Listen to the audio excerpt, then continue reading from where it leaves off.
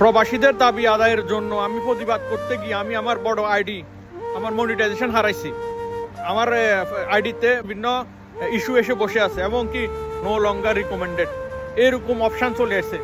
দেখেন এরা কত বড় হারামি, কত বড় খারাপ হলে আমরা তো এখানে খারাপ কোনো বিরোধী আমরা কোনো কিছু করি না। আমরা শুধুমাত্র আমাদের প্রবাসীদের আমরা দাবিগুলো আমরা মানার জন্য আমরা প্রতিবাদ করেছি। এতে কি আমাদের অন্যায় হয়েছে? কোনো অন্যায় হয়েছে আপনারা বলেন?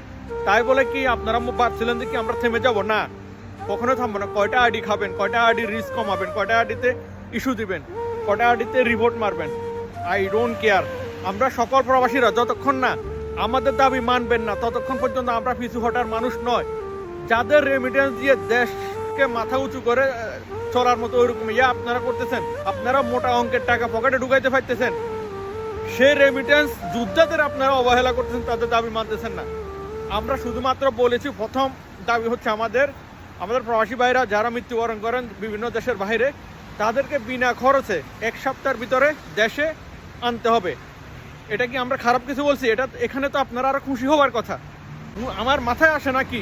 যাই হোক, বাই দ্য ওয়ে একটা কথাই বলবো, যতক্ষণ না আমাদের দাবি না মানা হবে ততক্ষণ আমরা আমাদের রেমিটেন্স শাট ডাউন করে রাখবো। ওকে, মাইন্ড ইট।